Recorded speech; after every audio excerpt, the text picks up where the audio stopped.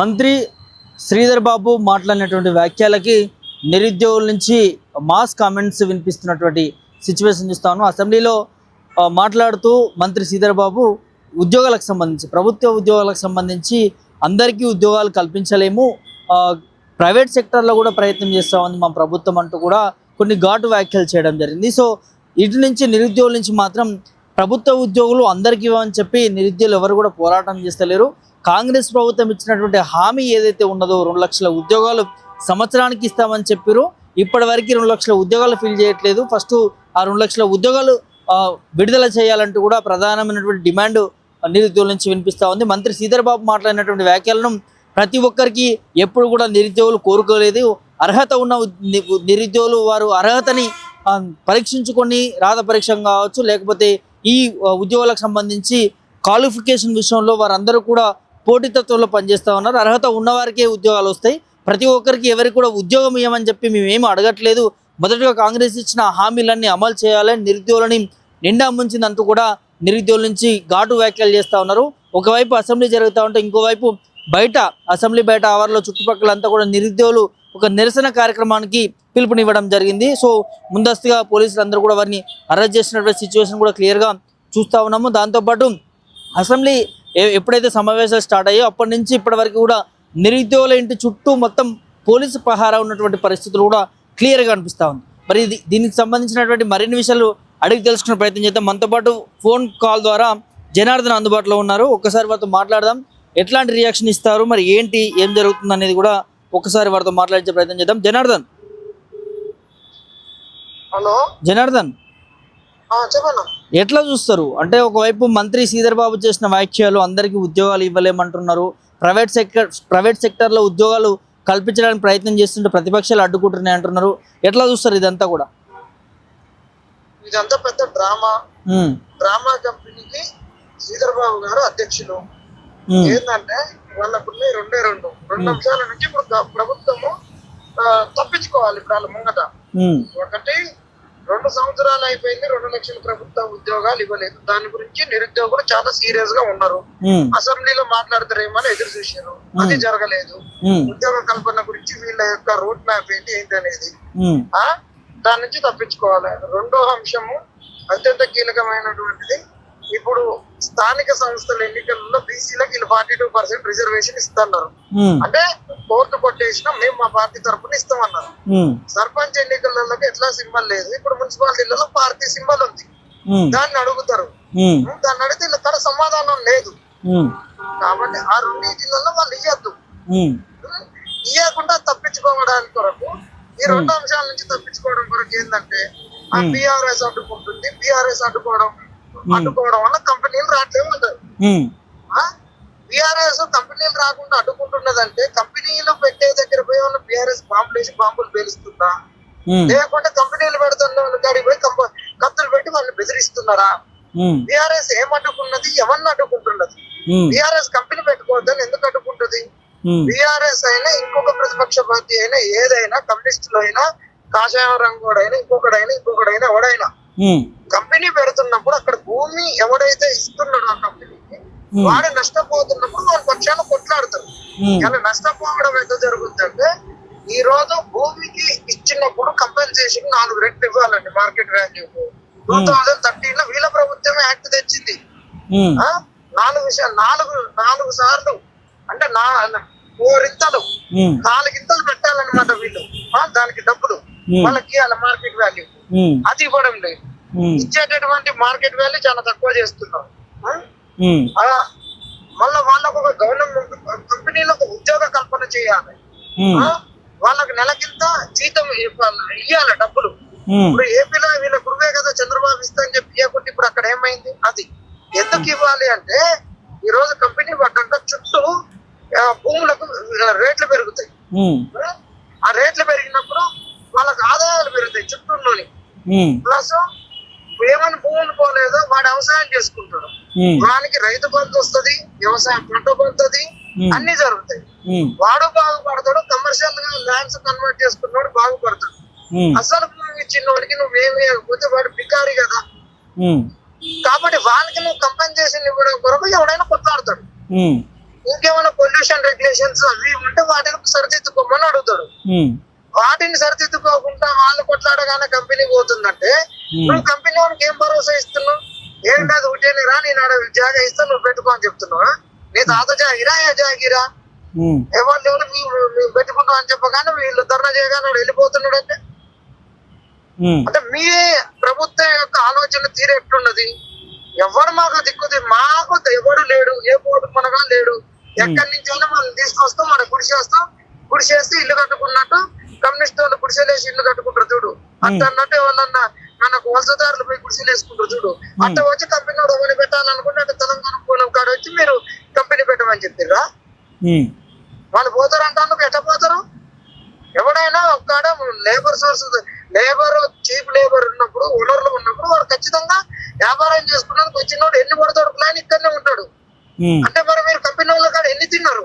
ఈ ప్రొసీజర్స్ నేనేమో తెలంగాణ గడ్డ మీద తెలంగాణ మా జాగిరి రేవంత్ రెడ్డి రాజ్యాంగం నడుస్తుంది, రాహుల్ గాంధీ రాజ్యాంగం నడవట్లేదు, ఆయన చేతిలో ఉన్నటువంటి అంబేద్కర్ రాసిన రాజ్యాంగం నడవట్లేదు అని మీరు చెప్పుకున్నారు కంపెనీ వాళ్ళకు. మాట్లాడితే అందుకే మన తలకాయ ఉండాలి. ఇంకొకటి, అందరికి ఉద్యోగాలు ఇవ్వలేమంటే అందరు ఇంటింటి పోవడం ప్రభుత్వ ఉద్యోగం ఇవ్వమన్నాడు. ఎవడు ఇవ్వమన్నాడు? 2 లక్షల ఉద్యోగాల గురించి వైట్ పేపర్ రిలీజ్ చేయి. ఇవ్వలేమనేటువంటి శాతకాంతం కూడా చెప్పు. ప్రైవేట్ సెక్టర్ లో కూడా మేము ఉద్యోగాలు కల్పించలేము. ప్రైవేట్ సెక్టార్ల మీద మేము కేవలం ఎంఓయూలో ఉట్టిగా తెచ్చుకుంటాం, అవన్నీ మేము ఓటింగ్ల మీద పెట్టుకుంటాం అంతే చెప్తే ఈ కంపెనీలు రావు, అవి రియల్ గా నడవవు. ఇక్కడ అన్ని షెల్ కంపెనీలు ఉట్టి డమ్మి కంపెనీలు అని చెప్పరు. మీరు ఉద్యోగాల గురించి అసలు ఈ ప్రతిపక్షాల గురించి కాదు మేము అడుగుతున్నాం, మాకు సమాధానం చెప్పరు. అశోక్ నగర్ కు వచ్చి ఏ రాహుల్ గాంధీ అయితే వచ్చి చాయ్ తాగిందో ఆడికి వచ్చి అసెంబ్లీలో చెప్పే ముచ్చట్లు మా దగ్గర చెప్తుందా? మేము అడిగే ప్రశ్నలకు సమాధానం చెప్పు. నువ్వు ఒక నిరుద్యోగులతో ఒక అసెంబ్లీని ఏర్పాటు చేయి. మాకు అసెంబ్లీ లేదు, ఒకళ్ళ అసెంబ్లీ లేదు. వచ్చి మాకు మా అశోక్ నగర్ లో ఏదైతే లైబ్రరీలో ఉన్నావో ఆడికి వచ్చి నువ్వు మేము అడిగే ప్రశ్నలకు సమాధానం చెప్పారు మీ కాంగ్రెస్ వాళ్ళు. వీళ్ళు ఏంటంటే 2026 నుండి వదిలి పెడతారండి. ఇప్పుడు జనవరిలో ఇప్పుడు ఈ ఎన్నికలు జరుగుతాయి ఖచ్చితంగా, మున్సిపాలిటీ ఎన్నికలు, తర్వాత జిహెచ్ఎంసీ ఎన్నికలు. ఈ లోపల ఈ 10th ఎగ్జామ్స్, ఇంటర్వ్యూ ఎగ్జామ్స్ ఇవన్నీ నడుస్తాయి. జూన్ కి వెళ్ళిపోతారు. జూన్ లో మళ్ళీ పత్తిత్తుల గురించి, వీటి విత్తనాల గురించి, వాటి గురించి, రైతుల గురించి జరుగుద్ది. అదొక 2-3 నెలలు జరుగుద్ది. దాని తర్వాత వర్షాల గురించి మళ్ళా జరుగుద్ది. ఒక అధిక వర్షాలు వస్తే దాని గురించి, వీటి గురించి, కట్టలు తెగుడు వాటి గురించి జరుగుద్ది. దసరా దీపాలు అయిపోతుంది. వీటికి అయిపోయినాక మళ్ళీ ఏంటి కార్తీక మాసం, వీటిలలో ఓట్ల గురించి కొట్టాక నువ్వు గిట్టుబాటు ధర అట్లా పత్తి రైతులు నష్టపోతారు, మిర్చి రైతులకు ఆగమవుతారు, ఇవన్నీ నడుస్తాయి. 2026 అయిపోతే 27 జమినీ ఎలక్షన్ల ముందు వీడు అన్ని ఇచ్చి వస్తుంది. అంత ఏం లేదు కాంగ్రెస్ వాళ్ళు. ఇదంతా 2026 టైం పాస్ ఇయ్యాలి. నిరుద్యోగులు నిండా ముంచినట్టేనా బ్రదర్? ఇప్పుడు వ్యాఖ్యలు చూస్తాం. నిన్న ముంచిరేదని ఎప్పుడో ముంచారు కదా, ఇవాళ ముంచేది. ఒక సంవత్సరంలో ఉద్యోగాలు అన్నాక సంవత్సరం అయిపోయి 2 సంవత్సరాలపై 3 సంవత్సరాలకు వస్తుంది. ఇంకా ముంచకుంటే ఇంకేడ ముంచారు, ఇంకా ముంచలేదని మేము అనుకుంటున్నామా? ఆ ప్రశ్నకు తావేలేదు. ఎప్పుడో ముంచారు వాళ్ళు, తడిపట్టతోటి కాదు. ఎప్పుడో మా గుంతులు పోసారు, ఆగం చేశారు, మా జీవితాల్లో ఆగం చేశారు కాంగ్రెస్ వాళ్ళు. కానీ నిరసన అంటే శాంతియుతంగా నిరసన చేసుకుందాం అనుకున్నా కూడా ఇక్కడ మీ నిరుద్యోగుల చుట్టూ, ఇంటి చుట్టూ పోలీసులు ఉన్నటువంటి పరిస్థితులు చూస్తూ ఉన్నాం. ముందస్తు అరెస్టులు చేసినటువంటి పరిస్థితులు చూస్తూ ఉన్నాం. మరి ప్రభుత్వం, ముఖ్యమంత్రి రేవంత్ రెడ్డి మాత్రం స్వేచ్ఛ కల్పిస్తున్నాం అని చెప్పి మాట్లాడుతూ ఉన్నాడు. ఏం చెప్తారు దీనికి మీరు? యాడ స్వేచ్ఛ ఉన్నది? పాప 60 ఏళ్ళ ముసలాడితేనే వీళ్ళ కూర్చోబడ్డది, వీళ్ళ పాయింట్లు దర్శినాయి. రేవంత్ రెడ్డి పాయింట్లకు తొండలు ఉరికినాయి. తొండలు ఉరిక ఏడగరిచినాయి అర్థం కావట్లేదు వీళ్ళందరికీ. 60 ఏళ్ళ ముసలాడుతున్నా వీళ్ళు ఇంత సెక్యూరిటీని పెట్టుకుంటాడా? వాటి పైసలు వాడాలంటే వాళ్ళకి మద్దతు తెలుపుతుంది పోతే మా ఇంటి చుట్టూ 10 మంది పోలీసులు పెడతారు. నిన్న ఉదయం నుంచి సాయంత్రం 6 వరకు. నీ అసెంబ్లీ అయిపోయేంత వరకు ఎవరు చేస్తున్న కార్యక్రమం వల్ల నువ్వు కంచెలు వేస్తుంటావు, ముళ్ళ కంచెలు వేస్తుంటావు. నువ్వు అన్ని చేస్తున్నావు. ప్రతిపక్షాలు అంటే వాళ్ళ ఇంటి చుట్టూ వేసుకోబోయా? మీరు ప్రతిపక్షాలు ఏమైనా చేసుకోరు రాజకీయం. నువ్వు ఇచ్చిన హామీల గురించి ఏ వర్గానికి హామీలు ఇచ్చారో ఆ వర్గాలు వచ్చినప్పుడు నీకెందుకు భయం? నువ్వు వాళ్ళకు పింఛన్లు ఇవ్వకపోతే వాళ్ళ వయసు ఎంత పెంచుతుంటివి, వాళ్ళతో మాట్లాడుతుందా రాదు? ఇంకా ఏ ఉద్యోగులకైతే వయసు పెంచుతుంటున్నా ఆ ఉద్యోగుల దగ్గర కూర్చొని అడుగుతాం వాళ్ళు నిజంగా వయసు పెంచమంటున్నారా ఏందని. కానీ వాస్తవానికి మీ నిరుద్యోగులకు సంబంధించి ఏ ఒక్క హామీ అయినా ప్రభుత్వం అమలు చేసిందా బ్రదర్? ఏం చెప్తారు? ఏది చేయలేదు. నిరుద్యోగ వృద్ధి ఇచ్చిందా? ఇవ్వలేదు. ఉద్యోగాలు ఇస్తున్నది ఇచ్చిందా? ఇవ్వలేదు. 2 లక్షల ఉద్యోగాలు నింపుతున్నది నింపలేదు. ప్రైవేట్ సెక్టర్ లో స్థానిక రిజర్వేషన్ కల్పిస్తున్నది ఇచ్చిందా? ఇవ్వలేదు. ఉమ్, ఏమి ఇచ్చింది వాళ్ళు? ఉమ్. ఏం చేసాడు? ఏం చెప్పదలుచుకున్నారు ప్రభుత్వానికి? ఇటు మంత్రి శ్రీధర్ బాబు చేసిన వ్యాఖ్యలకి శ్రీధర్ బాబుకి ఏం చెప్తారు, ముఖ్యమంత్రికి ఏం చెప్పదలుచుకున్నారు ఈ వేదిక నుంచి? ముఖ్యమంత్రికి శ్రీధర్ బాబు వాళ్ళ ప్రభుత్వానికి ఎవరికి చిత్తశుద్ధి లేదు. ఉమ్, వీళ్ళు ఒకటే, వీళ్ళ రాజకీయాల కొరకు టాపిక్ డైవర్ట్ చేస్తున్నారు. ఉమ్, మీకు గనక ప్రతిపక్షాలంటే రాజకీయం చేస్తుంటే వాళ్ళు పెట్టుబడులు నాపుతున్నారు. ఉమ్, మేము ఆపం ప్రతిపక్షాలను, మీ పెట్టుబడులు నాపుతుంటే మేము వాళ్ళని నిలువరిస్తాం. ఉమ్, మీరు అశోక్ నగర్కి రారు. ఉమ్, ఎక్కడ ఎవడు పెట్టుబడులు ఆపుతున్నా వాళ్ళని అడ్డుకుంటాం. ఉమ్, ఆ పెట్టుబడి ఉమ్, మాకు ఇచ్చే ఉద్యోగాలు ఎవడు అడ్డుకుంటున్నాడో మేము వాళ్ళని అడ్డుకుంటాం. రారి వైట్ పేపర్లు పట్టుకొని అశోక్ నగర్కి రారి. గాలి కూతలకు వస్తే మంచిగా ఉంటుంది. ఇంటి అసెంబ్లీలో ఇదే బట్టి విక్రమార్క జాబ్ క్యాలెండర్ రిలీజ్ చేసి ఆ జాబ్ క్యాలెండర్ అమలు అయిందా? అమలు కాలే కదా. ఉమ్, ఎందుకు ఇష్టం వచ్చినట్టు నోరు బారేసుకుంటూ ఏదో పెద్ద అసెంబ్లీ అంటే డ్రామా కంపెనీ అయిపోయింది. ఉమ్. నిన్నటి వరకు బిగ్ బాస్ 9 ఎపిసోడ్ అయిపోయింది. అది బిగ్ బాస్ 10 ఎపిసోడ్ ఇప్పుడు నడిచేది ఏం లేదు. అంటే అబద్ధాలతోటి అసెంబ్లీ నడిపిస్తున్నారు. అసెంబ్లీని గౌరవిస్తున్నారా మీరు? విద్యార్థి నేత అయ్యండి. మేము అసెంబ్లీని గౌరవిస్తున్నాం కదా. మేము గౌరవిస్తున్నాం. వీళ్ళు అసెంబ్లీని అపహాస్యం చేస్తున్నారు. వీళ్ళు అపహాస్యం చేస్తున్నారు. అసెంబ్లీలో అట్లా అబద్ధాలు ఆడుతందుకు వీళ్ళకి ఎంత సిగ్గులు ఏదో అడుగుతున్నాం మేము. అసెంబ్లీ అనేది ఒక పవిత్రమైనది. అక్కడ మాట్లాడే ప్రతి మాట లీగల్ డాక్యుమెంట్. అందుకని అల్లే ఉన్న తప్పులు మాట్లాడితే అధ్యక్ష దాన్ని రికార్డులకు వెళ్ళి తీసేయమని అడుక్కుంటారు. అలాంటి అసెంబ్లీలో జాబ్ క్యాలెండర్ అని పెట్టి దాన్ని నెరవేర్చకుండా ఉన్నారు అంటే అలాంటి అసెంబ్లీని ఎంత అపహాస్యం చేస్తున్నట్టు.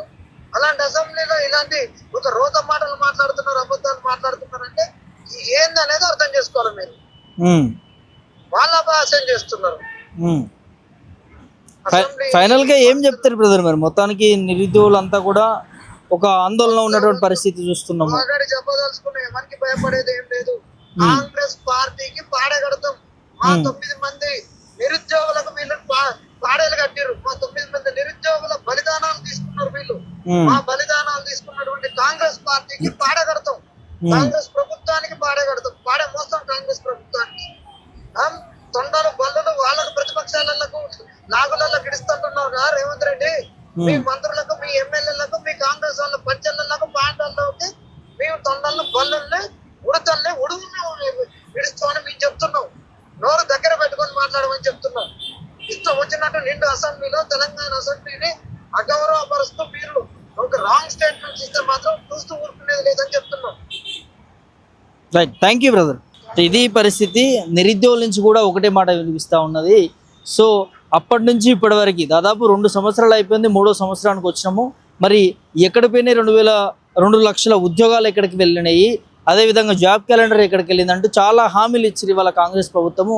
ఆ హామీలు అమలు చేయకుండా అందరికీ ఉద్యోగాలు ఇవ్వలేమంటూ, అదేవిధంగా ప్రైవేట్ సెక్టర్లో చూస్తుంటే ప్రతిపక్షాలు ఆపుతున్నట్టుగా ఇవాళ ఒక సాకు చెప్పుకుంటుంది ప్రభుత్వం అంటూ కూడా నిరుద్యోగుల నుంచి ఒక డిమాండ్ వినిపిస్తూ ఉంది. ఖచ్చితంగా ఇచ్చినటువంటి హామీలన్నీ కూడా అమలు చేయాలి, లేకపోతే రానున్న ఎన్నికల్లో బుద్ధి చెప్తామంటూ కూడా నిరుద్యోగుల నుంచి ప్రధానమైనటువంటి డిమాండ్ వినిపిస్తూ ఉంది.